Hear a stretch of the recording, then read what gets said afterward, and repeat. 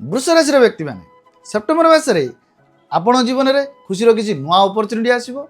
आपण जो परिश्रम कर तार पॉजिटिव रिजल्ट मिलवार समय यही मसरे ग्रह मान किसी बड़ परिवर्तन आपण एक प्रोग्रेसर मास हम। देखो सेप्टेम्बर मसरे बृहस्पति और शनि मध्य नवम पंचम संपर्क रही।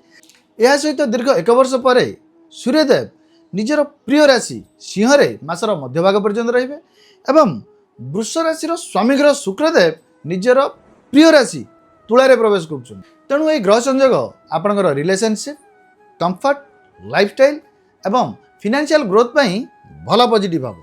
इनकम बढ़िवार अपॉर्चुनिटी मिलिबो। नुआ इनकम सोर्स पाई मध्य सुजोग रहिबो। करियर रे आपणकर परिश्रम को रिकग्निशन मिलिबो। नुआ प्रोग्रेस मध्य आसबो।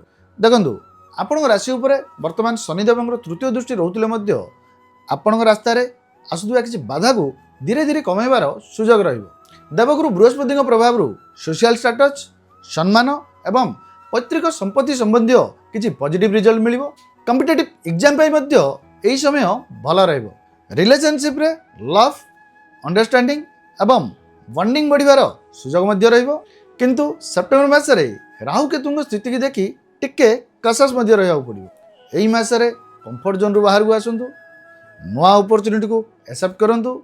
निजर परिश्रम को कंटिन्यू रखंतु और निजर डिसीजन उपरे विश्वास रखंतु। मन रखंतु स्थिर रहिबा होची आपनकर स्ट्रेंथ।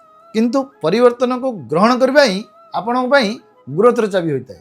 एणु निजर स्थिरता धैर्य और शुक्रदेव शुभ आशीर्वाद पाई कमेंट बॉक्स रे गोटे जय माँ लक्ष्मी लिखि दियंतु।